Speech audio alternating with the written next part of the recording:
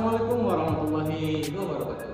Saya Sultan Jasir Al-Zubdi, perwakilan dari kelompok 5 yang diantaranya ada Salman Hasanah, ada Laili Nurlaili, terus ada Reva, ada Revi, ada Syafira juga, ada Tasya, Iston Tanani, sama yang terakhir ada Yulfa Aulia.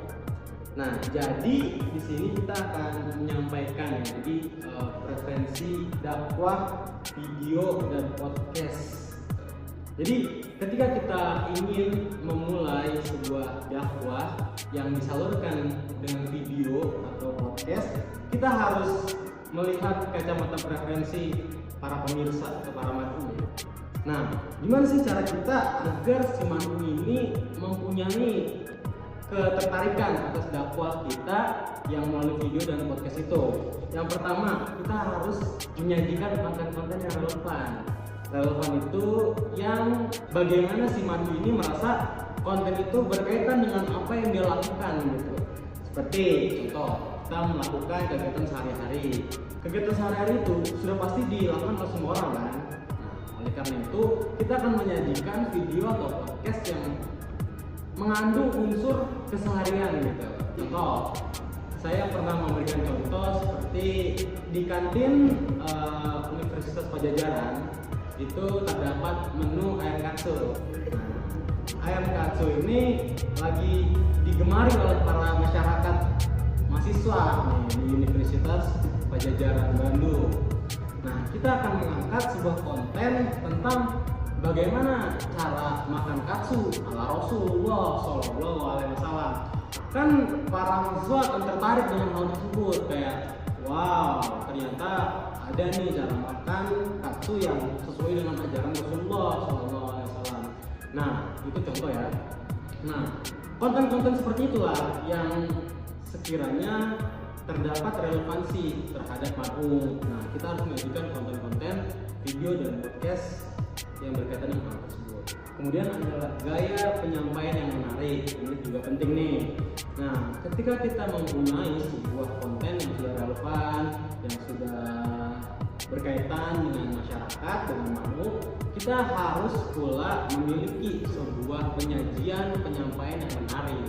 Nah, penyampaian yang menarik ini bisa dilatih dari mulai gestur tubuh yang selalu kita tunjukkan ketika kita menyampaikan setiap perkataan kita. Jadi ketika kita ngomong satu harus diiringi dengan satu pola. Jadi orang tuh tidak hanya mengerti dari segi visual saja, tapi dari segi gestur juga bisa dimengerti gitu. Penyampaian yang menarik, intonasi suara, terus artikulasi. Ya, itu yang menjadi titik ukur atau faktor-faktor yang bisa memperlancar atau menambah ketertarikan atas penyampaian kita pada mad'u.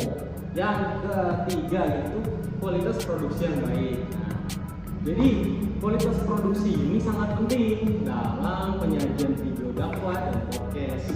Ketika kita memiliki penyampaian yang menarik tapi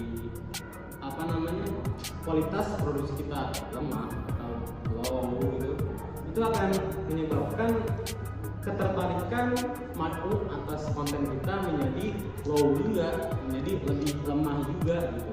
Nah, kita harus memperkuat seluruhnya dari segala sisi gitu, dari mulai konten, dari mulai penyampaian, kualitas produksi itu tuh harus kita maksimalkan. Supaya apa? Supaya konten video dan podcast kita ini memiliki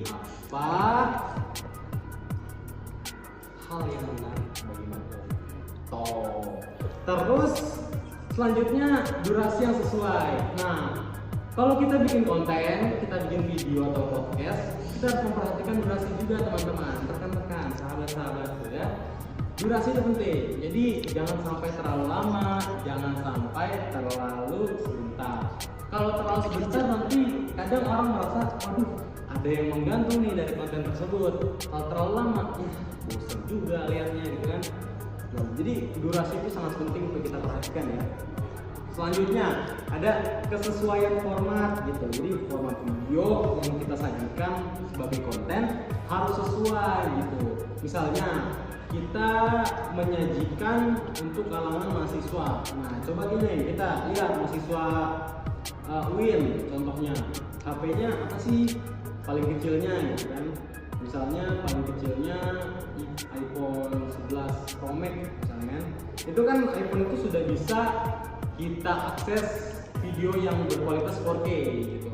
Nah, kualitas tersebut bisa digapai oleh semua mahasiswa. Nah, kita harus memperhatikan itu. Kita harus memperhatikan bagaimana format yang kita kasih itu bisa diakses oleh semua mahasiswa, oleh semua orang, semua masyarakat, semua pelaku yang kita coba sajikan kepada mereka. Nah, selanjutnya adalah faktor-faktor ketertarikan dakwah dalam bentuk video dan podcast. Nah, ini memperkuat bagian tadi. Pertama ada aksesibilitas dan kemudahan. Akses.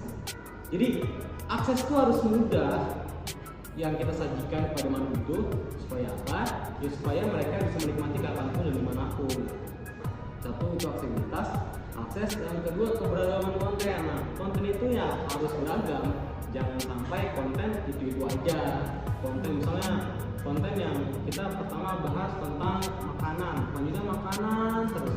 Nah, kita usahakan agar konten kita tuh beragam dari segala sisi gitu. Dari yang mulai receh-receh sampai yang pembahasan berat tuh kita coba sajikan supaya apa? Supaya Madu bisa melihat bahwa kita tuh minat dalam bikin konten dengan membentuknya beragam konten gitu.